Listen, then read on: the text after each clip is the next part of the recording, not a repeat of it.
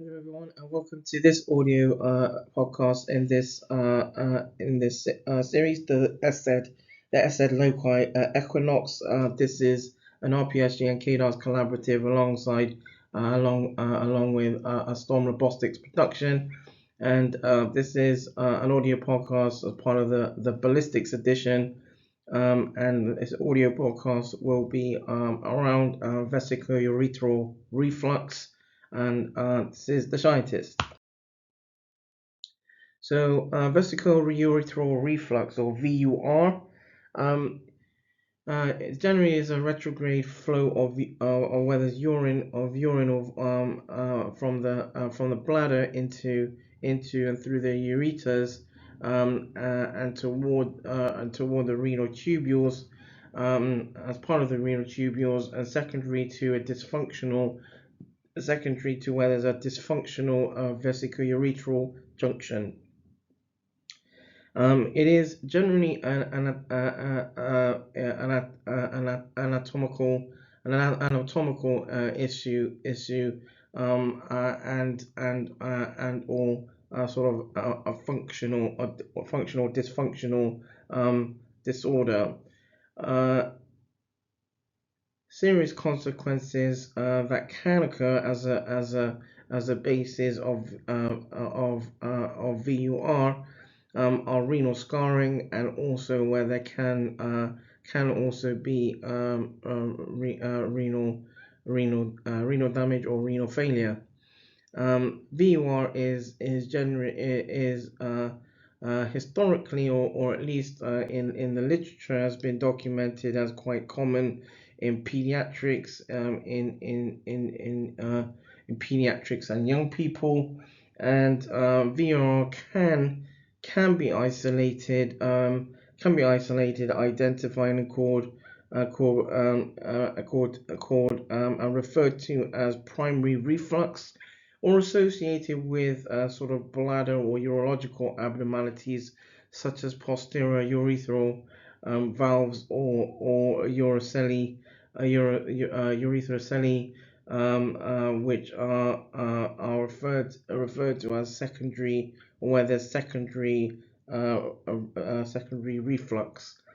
And the vesicoureteral junction allows urine flow from the ureter into the bladder, and prevents sort of backflow. The pathogenesis around VUR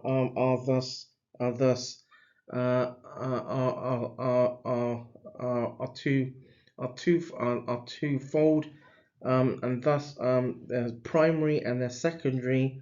Primary is where there's is one of the more sort of common forms of reflux, and occurs during where there's incompetent or incompetent or inadequate closure of the uretero-vesical junction, and it is usually detected shortly after birth. Secondary VUR, it is a result of sort of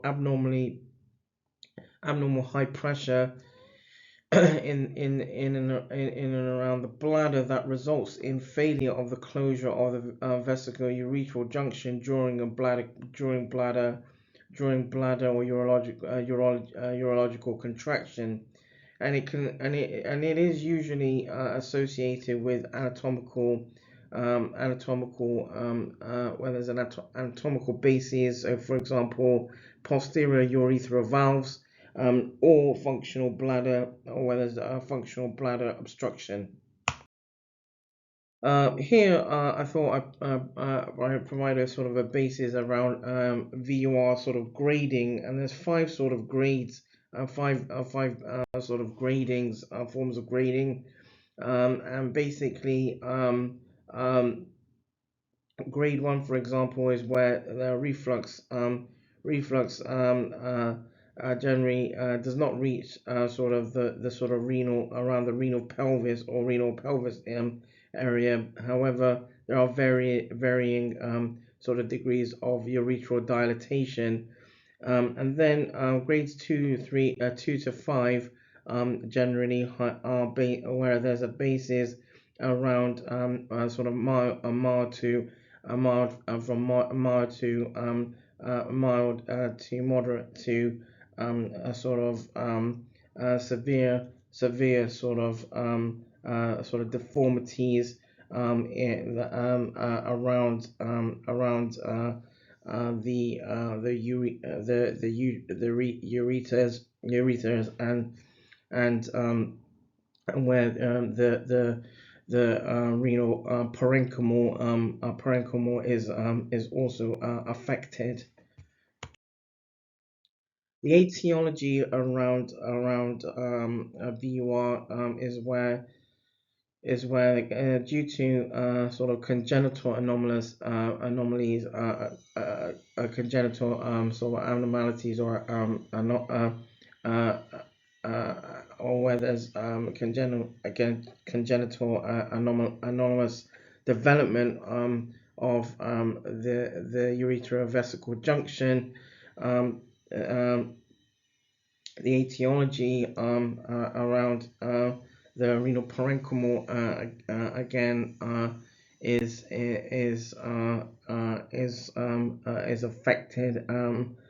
affected and excuse me, incomplete development of the intramural ureteral tunnel causes failure of normal valve mechanism at the ureteral vesical junction, thus permitting reflux around the bladder into the ureter and renal pelvis. The reflux can occur when the tunnel is ordinary or is ordinarily where the tunnel is ordinary sufficient if the bladder pressure increases due to bladder outlet obstruction or dysfunctional voiding. Around dysfunctional voiding, there can be sort of infrequent voiding, and the infrequent voiding can also cause issues such as constipation as well. Unfortunately, in those who are diagnosed with forms of VUR. The risk factors are several, so there can be age, and there can be an age risk factor. There can be reflux grading. There can be lower urinary tract dysfunction, anatomical abnormalities, and sort of renal pathophysiology status as well. Excuse me. And around the epidemiology, so within the general population, and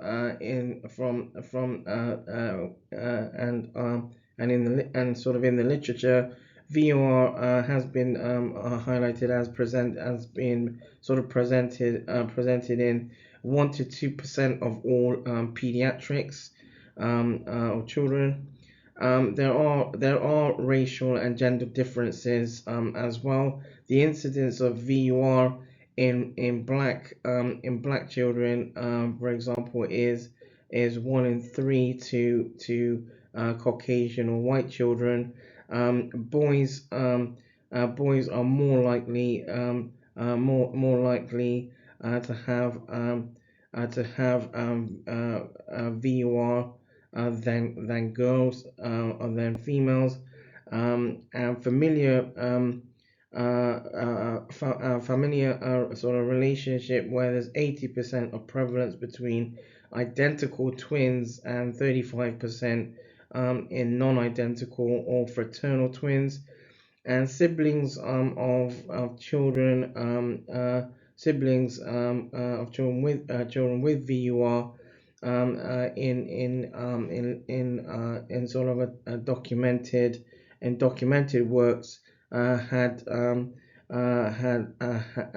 been identified as having 27.3% risk of contracting or having VUR.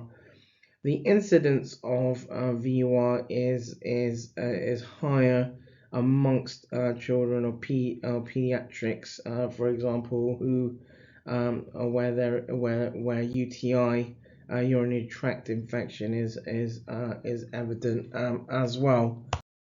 So as part of the diagnoses, there has been a guideline a guideline and documented sort of bases from the American Academy of Pediatrics, where they have recommended ultrasonography and avoiding cystoscopy, urethrophy, or VCUG, and or a radionuclide cystography, and the standard criterion for diagnosis of VUR is through the detection of VCUG.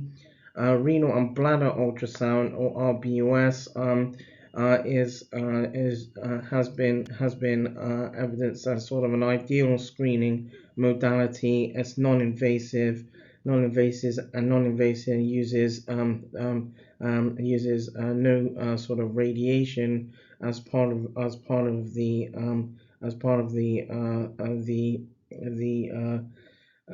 sort of as part of the imaging. And however, it has been identified that RBS unfortunately sort of has a sort of poor sensitivity and negative predictive basis for sort of absolute identification or determining VUR.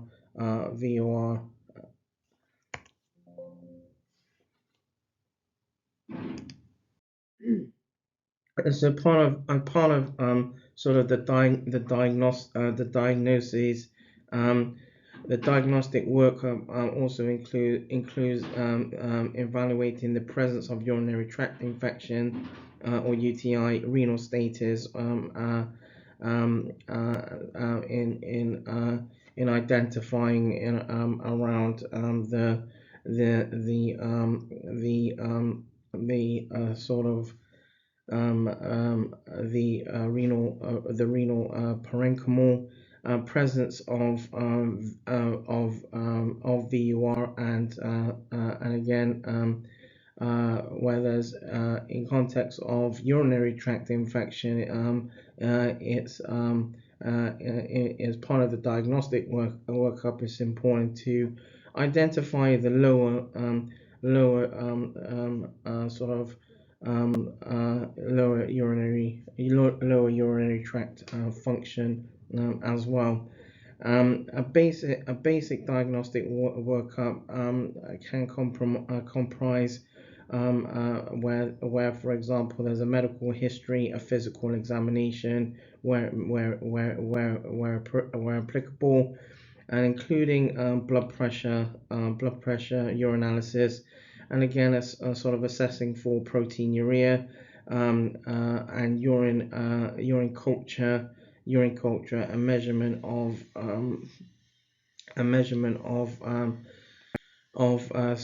serum creatinine. The first two the first two ultrasonography scans or imaging is important within for example, at least the first up to the first 2 or 3 months of life, and are important in determining the presence or absence of renal parenchymal pathology abnormalities.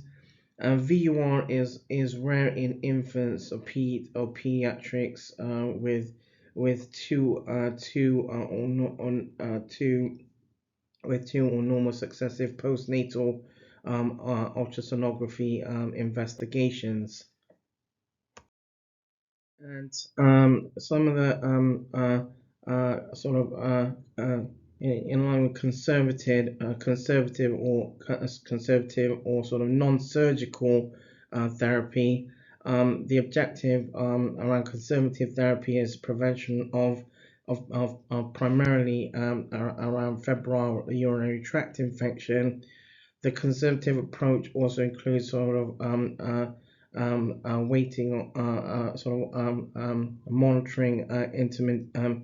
monitoring intermittent antibiotic prophylaxis or continuous antibiotic prophylaxis, and bladder rehabilitation in recipients, especially where there's lower urinary tract dysfunction or LUTD.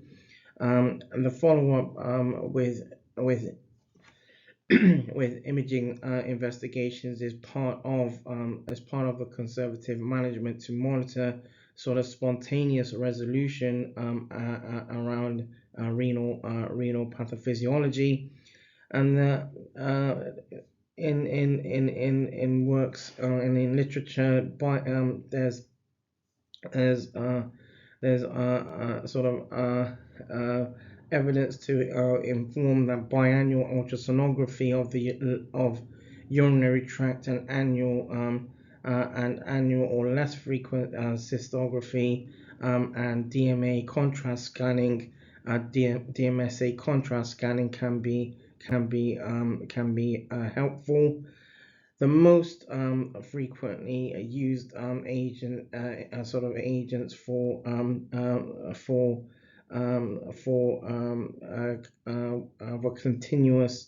continuous antibiotic prophylaxis or antibiotic prophylaxis are sort of single low doses of antibiotics, for example, amoxicillin and historically trimethoprim. However, trimethoprim in sort of more recent, also in sort of in sort of literature now, trimethoprim has can cause unfortunately can cause sort of contraindications around renal insufficiency, and can cause nephrotoxic side effects. However, historically and in literature, low doses of amoxicillin and trimethoprim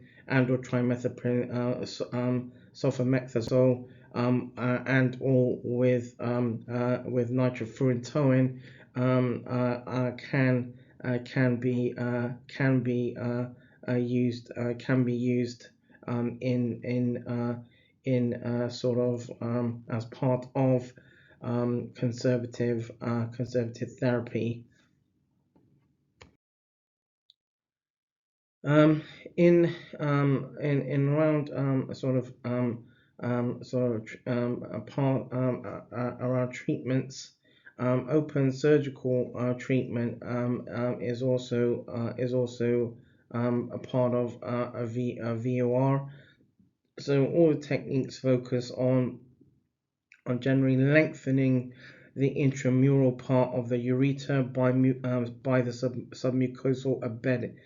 submucosal embedding of the ureter, and all the techniques are generally safe with a low rate of complication, and generally there's an excellent success of prognosis in and around 92 to 98% in recipients who undergo sort of open surgical treatment. And the most popular, at least has been documented as the Cohen-Cross trigonal reimplantation. Related to the VCUG, so VCUG for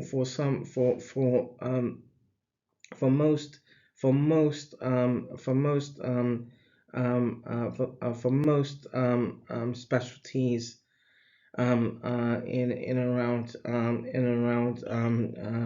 around the sort of the paediatrics setting, VCUG had remained as a sort of a gold standard as an imaging investigation for diagnosis of VUR. The investigation is or can be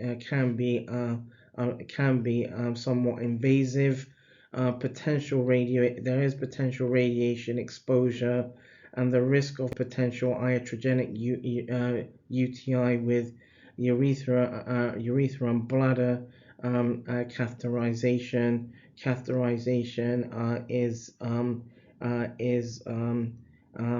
Is or can be part of screenning. VCUG is recommended in sort of recipients with where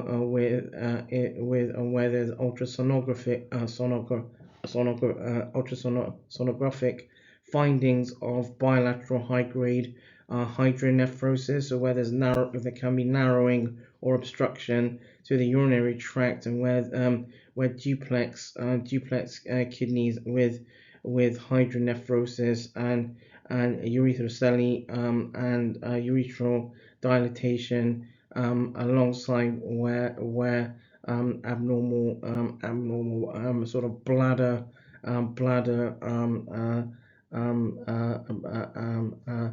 sort of abnormal bladder pathophysiology is also evident. Early screening is more effective than late screening in preventing further renal damage by early diagnosis and treatment. VCUG is recommended at age at sort of neonate up to 2 years of age, and after the first proven febrile urinary tract infection has been sort of identified. Related to sort of VUR management, the main goal in and around this is where there should be a preservation of renal function by minimizing the risk of VUR alongside pyelonephritis and or acute pyelonephritis. An investigation for the presence of lower urinary tract dysfunction should be performed in pediatrics, or the young people who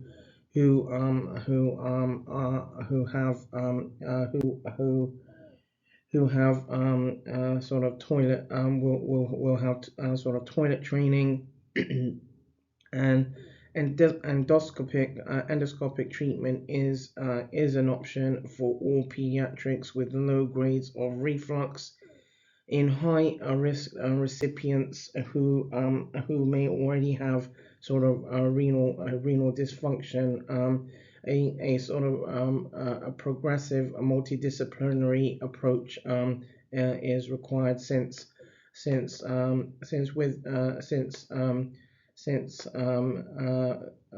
with VUR there is with VUR there is a urological or bladder involvement as well. All patients diagnosed within the first year of life should be treated with sort of prophylaxis antibiotics where appropriate.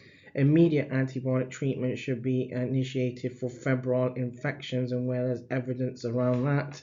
Surgical endoscopic correlation is the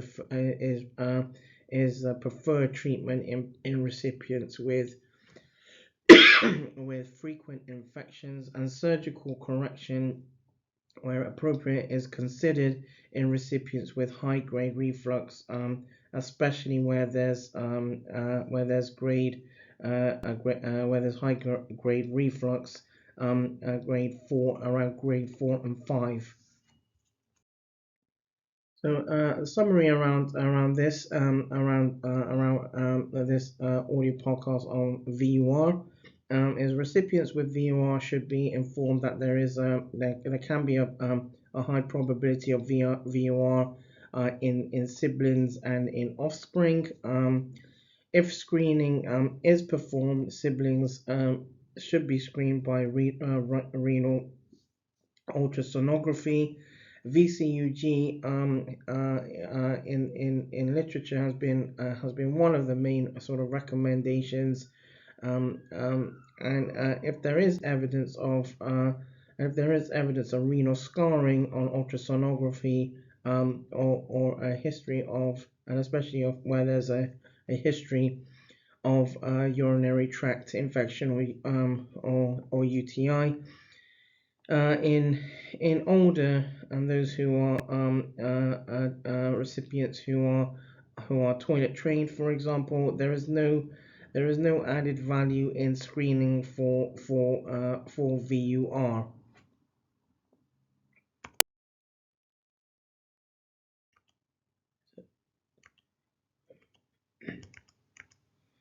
So thank you once again for